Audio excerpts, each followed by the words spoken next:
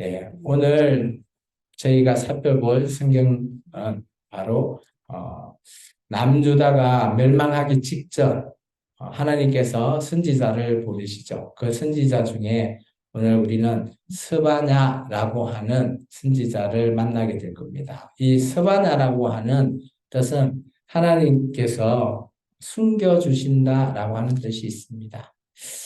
스바나스는 남유다 왕조 16대 왕인 요시야 왕 때 사역을 했던 인물입니다.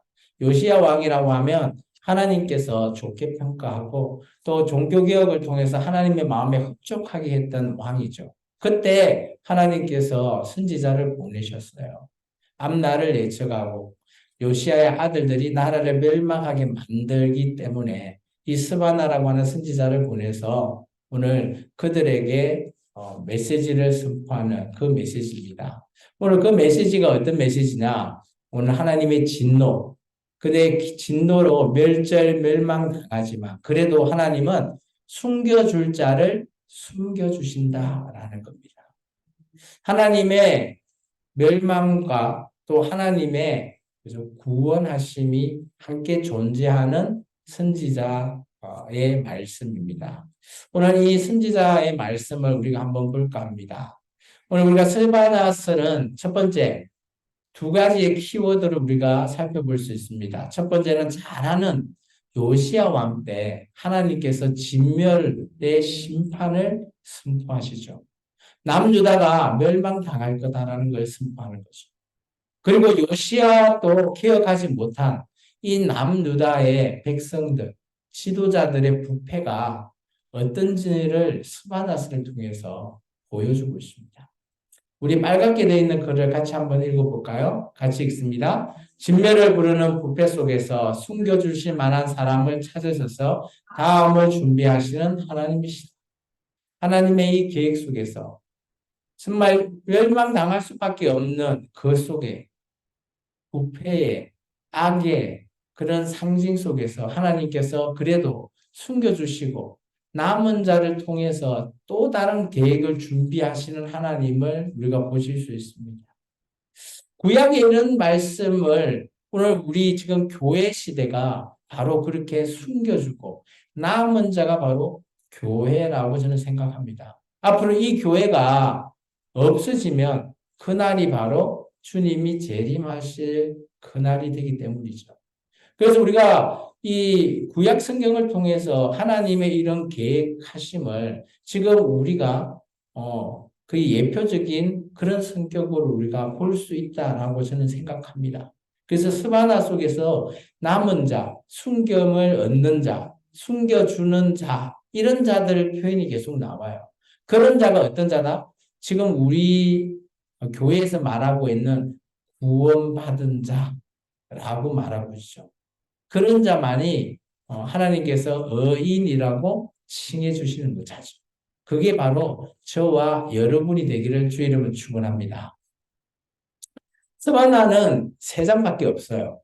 근데 이 세 장 안에 조금 많은 내용을 담고 있습니다. 그 첫 번째는 1장에는 그 땅의 종말을 얘기하고 있고 종말을 예언할 때 그 중심이 되는 예루살렘이 멸망당할 수밖에 없는 악의 온상지가 되어버린 그런 예루살렘을 스바냐 선지자가 선포하고 있습니다. 그리고 2장에 가보면 하나님께서 숨겨주는 자, 이게 숨김을 얻는 자를 얘기하는 거죠. 요즘 같으면 구원받은 자. 그런 구원받은 자에 대한 조건을 설명하고 있습니다. 첫 번째는 모이기를 힘쓰는 자. 두 번째 여호와의 규례를 지키는 자. 요즘 같으면 우리가 하나님의 말씀을 지키는 자. 그리고 세상의 모든 겸손한 자. 그리고 하나님, 여호와 하나님을 찾는 자. 그리고 겸손과 공의를 구하는 자가 바로 그런 자라라고 말하고 있습니다. 이것은 우리가 조금 이따가 말씀을 보면서 우리가 체크를 해보겠습니다. 그리고 3장에 가보면 화 있을진저가 2장과 3장에 등장하는데 화 있을 그 당시의 예루살렘을 말하고 있죠. 고발하고 있습니다. 화를 당할 수밖에 없는 이유를 말하고 있고요. 그리고 앞으로 하나님이 그 똑같은 예루살렘이지만 사랑을 받고 회복되는 그날의 예루살렘을 또한 비교해 주고 있습니다. 이걸 이제 우리가 키아즘 구조라고 하면서 두 개를 비교하면서 현재와 언젠가에 오래된 미래의 그날, 두 개의 그날을 설명하고 있어요. 똑같은 장소인데. 이런 것을 통해서 우리가 오늘날 교회도 오늘 충분하게 이런 말씀을 우리가 현재 우리에게도 받을 수 있다라고 저는 생각되었습니다. 스바나의 사역을 한번 볼까 합니다. 스바나는 요시야 왕 때입니다. 우리 스바나스를 한번 가볼까요? 성경 페이지로 1305쪽에 있죠. 1절에 보시면 암몬의 아들 유다 왕 요시야의 시대에 스바나에게 임한 여호와의 말씀이다라고 표현되어 있죠. 그래서 요시야라고 하는 이 시대에 스바나가 하나님의 그죠 선지자로서 부름을 받기 시작했습니다. 근데 하나님의 이 말씀이 여호와의 날이라는 표현을 쓰고 있습니다. 근데 이 여호와의 날, 하나님의 날 하면 우리는 좋은 날만 떠올리잖아요. 근데 여기서 말하는 여호와의 날은 멸절을 말하고 있습니다. 1장 2절과 3절입니다. 같이 읽겠습니다. 여호와께서 이르시되 내가 땅 위에서 모든 것을 진멸하리라. 내가 사람과 짐승을 진멸하고 공중의 새와 바다의 고기와 그치게 하는 것과 악인들을 아울러 진멸할 것이라. 내가 사람을 땅 위에서 멸절하리라. 나 여호와의 말이니라. 이게 여호와의 날이라는 거. 하나님의 날인데 하나님을 어떤 날로? 하나님 앞에 가게 되는 우리가 천국을 꿈꾸고 있는데 그 천국이 아니라 우리를 끝장내는 날이라고 하나님이 말하고 있습니다. 왜 그럴까? 이해가 안 되시잖아요. 근데 이유를 설명하고 계세요. 하나님은 이 여호와 날이 왜 끝장이 나야 되는지를 그 이유를 하나님께서 설명해 주고 있어요. 7절입니다. 같이 읽겠습니다. 주 여호와 앞에서 잠잠할지어다. 이는 여호와 날이 가까웠으므로 여호와께서 희생을 준비하고 그가 청할 자를 구별하셨음이니라. 하나님께서 구별한 자를 남겨주신다는 거예요. 왜 그럴까? 그 이유는 그 밑에부터 있습니다. 8절부터 18절까지가 이유예요. 그 중에 몇 가지를 제가 읽어보면 12절에요. 그때에 내가 예루살렘에서 찌꺼기 같이 가라앉아서 마음속으로 스스로 이르기를 여호와께서는 복도 내리지 아니하시며 화도 내리지 아니하시리라 하는 자를 등불로 두루 찾아 벌하리라. 이게 지금 그 하나님의 백성이라고 하는 하나님의 성읍 예루살렘에 사는 사람이 이런 생각을 하고 있는 거예요. 하나님은 복도 안 주고 화도 안 주는 그런 분이야.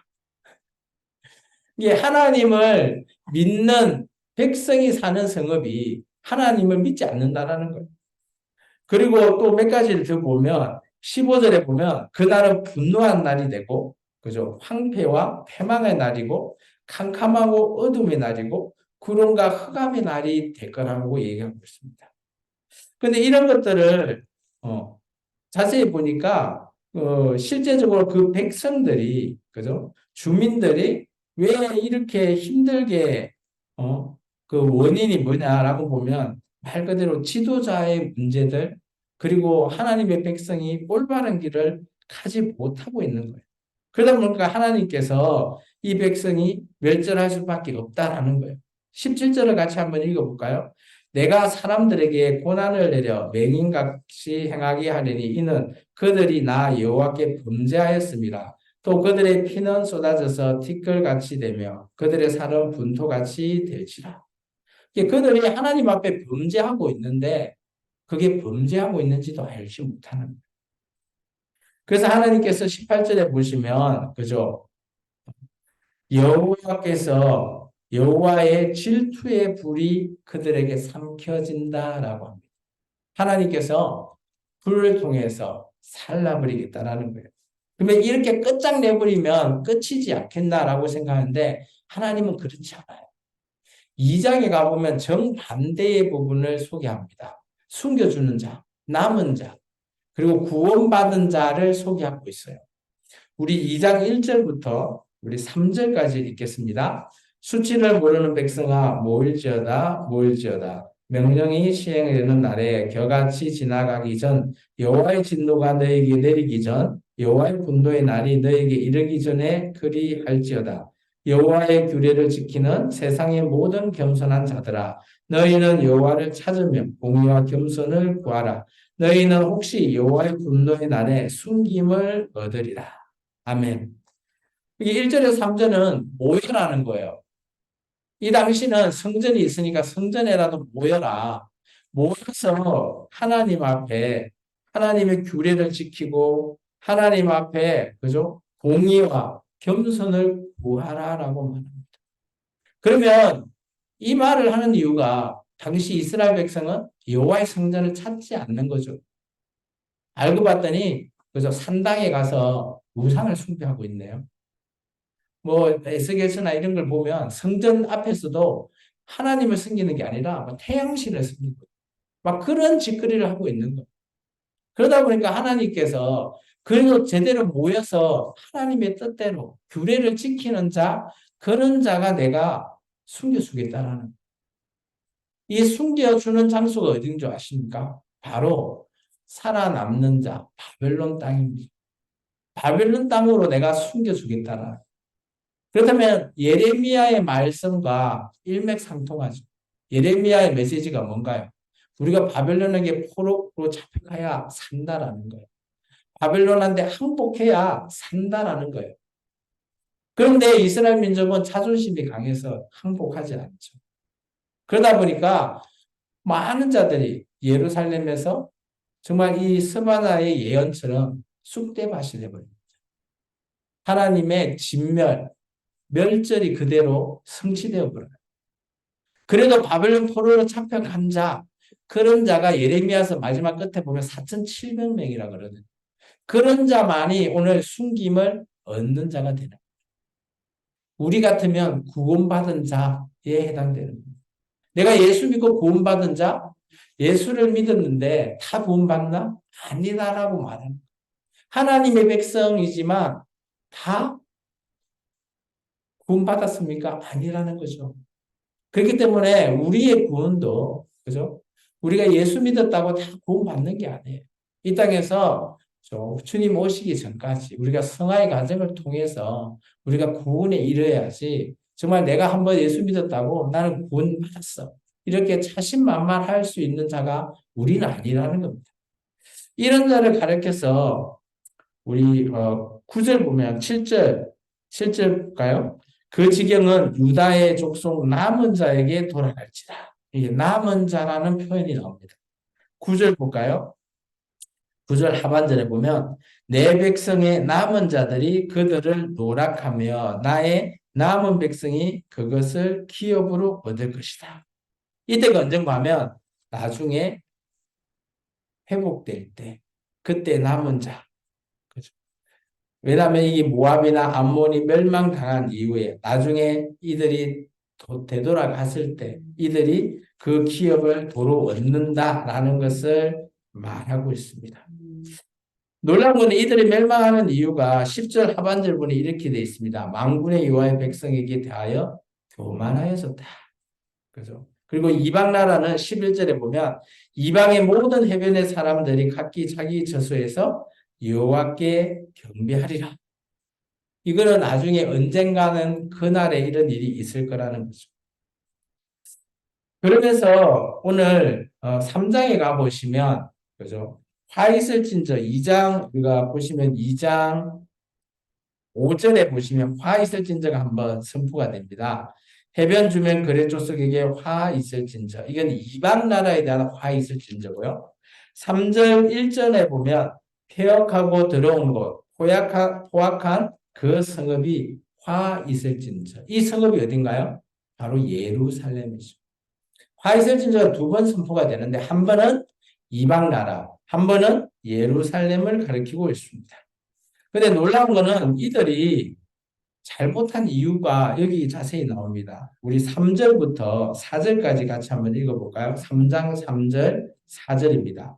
그 가운데 방백들은 부르짖는 자요. 그의 재판장들은 이튿날까지 남겨두는 것이 없는 전역의 일이요. 그의 선지자들은 경솔하고 간사한 사람들이요. 그의 제사장들은 성소를 더럽히고 율법을 범하였도다. 이런 자들이 누구죠? 다 지도자들이에요. 지도자들이 그죠? 완전히 부정부패를 일삼고 있는 거예요.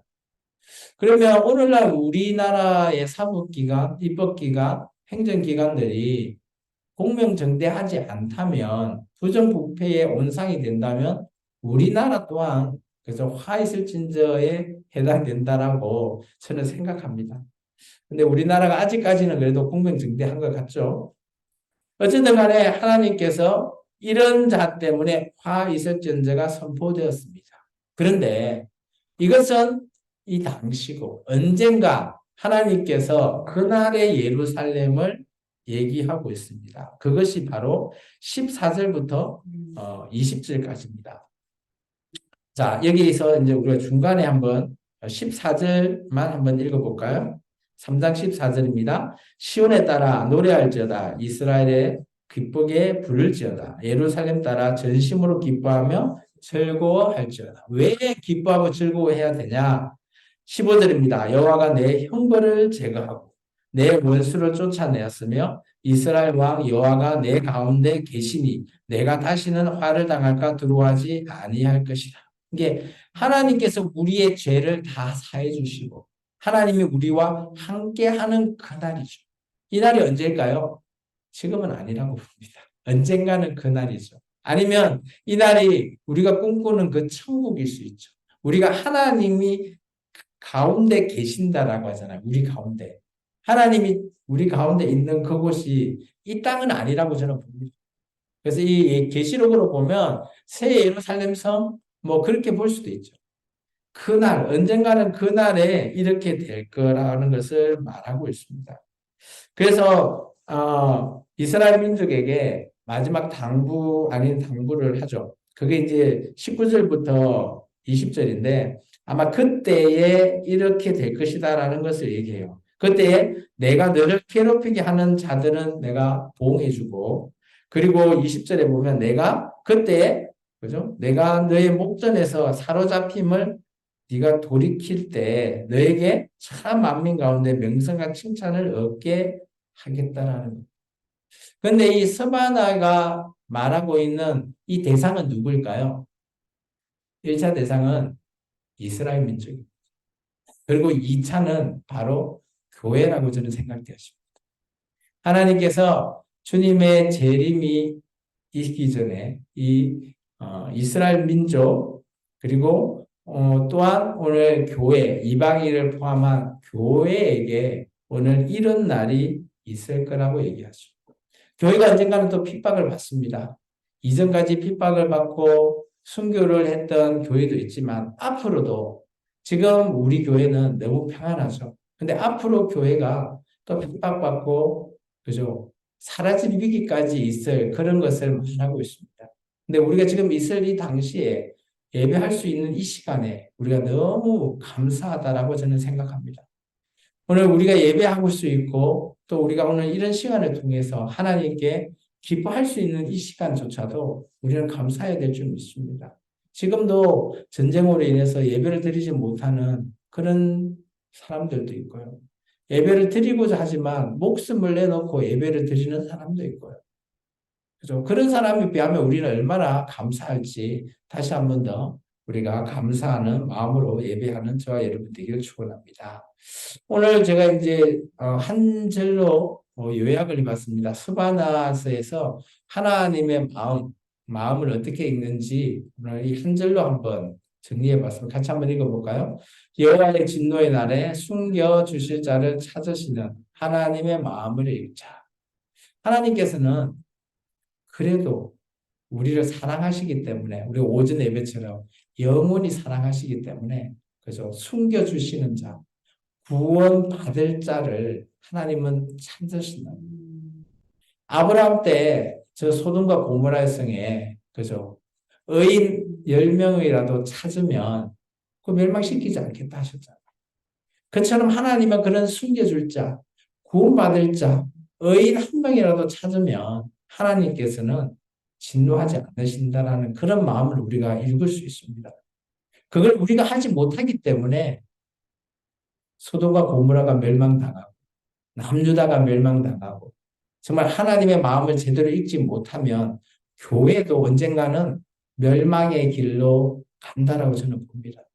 그러지 않기를 저와 여러분이 힘써 기도하는 저와 여러분 되기를 주의 이름으로 축원합니다. 기도하겠습니다.